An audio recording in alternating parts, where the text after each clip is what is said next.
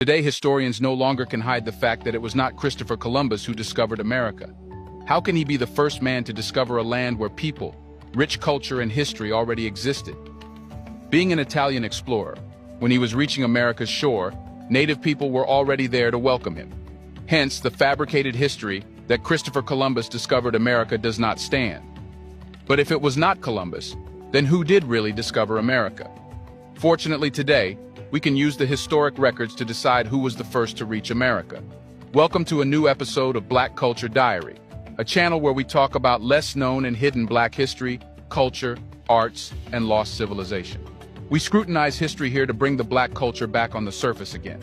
In this episode, we will disclose how Africans discovered America before Columbus reached there. Let's get started.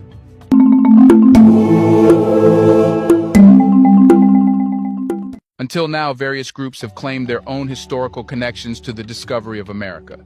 Since a strong historic record of who discovered America first does not exist, people have tried to give their own version of records. Interestingly, these accounts are also backed up by evidence. Hence, our job is to see which person or group of people reached America for the very first time. But you have to know the various accounts people give. The Vikings, for example, point to their colonization of Iceland and Greenland over 1,000 years ago. Leif Erikson, a Viking, is believed to have stumbled upon new lands during his journey to convert Greenland to Christianity. The Irish claim involves Saint Brendan, an Irish monk who, in the 6th century, is said to have sailed to America in his coracle, a traditional boat, and discovered distant lands thousands of kilometers away. The Welsh claim is linked to Madog ab Owain, who is believed to have landed in America in the year 1170. There is also the Scottish claim attributed to Henry Sinclair, the Earl of Orkney, who is said to have reached Westford, Massachusetts in 1398. These stories of discovery often capture popular imagination but obscure the true beginning of the story of how Africans were forcibly brought to American soil. It is important to acknowledge that African history has been largely erased from mainstream historical narratives. However, it is essential to examine the evidence and consider facts, rather than dismissing the idea outright. Facts can change based on various factors, but evidence remains uncontradicted, uncontroverted, and irrefutable. That's where Africans' version of American discovery comes, which is more striking and backed up by strong evidence. Before we continue further, tell us, are you enjoying the video? If yes, please like and share the video and subscribe to our channel to watch more videos on Black culture, history, civilization, and identity. Let's continue now. Contrary to popular belief, there is evidence that Africans had connections to the Americas before Columbus.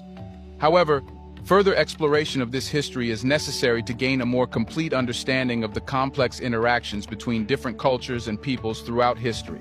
It is crucial to understand that American history did not begin with slavery. If this is considered true, it means that Africans came to America as slaves captured from Africa.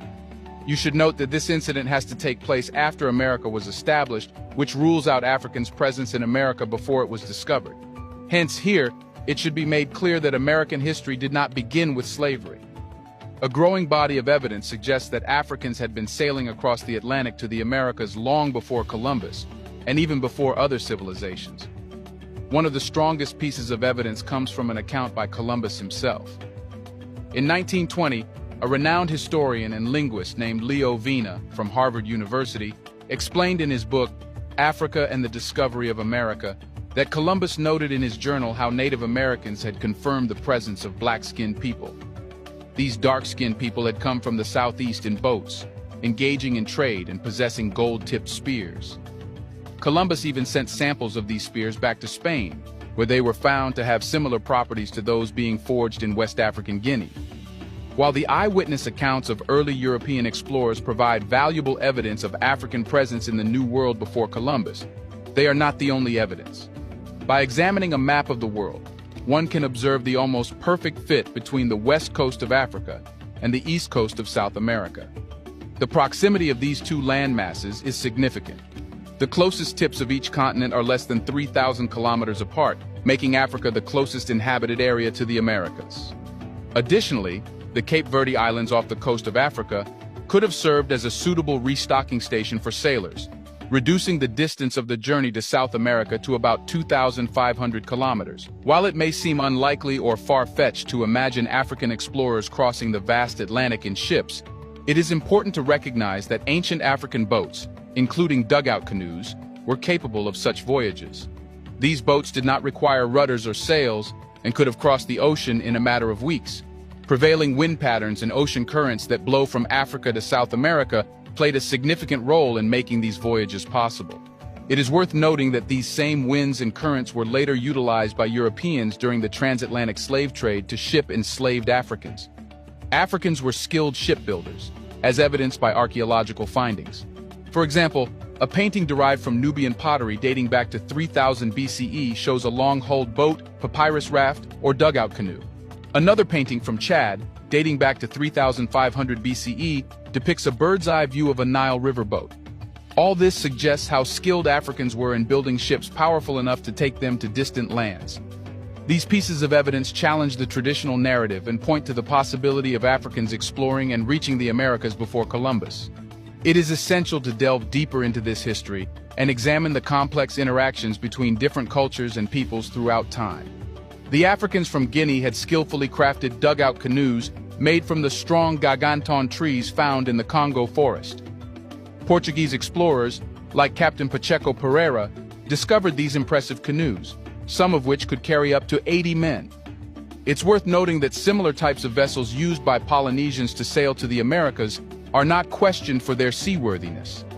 Even though some people doubt that Africans had the skills and resources to sail across the Atlantic, a 15th century Portuguese painting depicting sailing canoes in the Congo River proves otherwise. This challenges the notion that Africans couldn't have made it to the New World. Furthermore, the recent discovery of American narcotics in Egyptian mummies has astounded historians.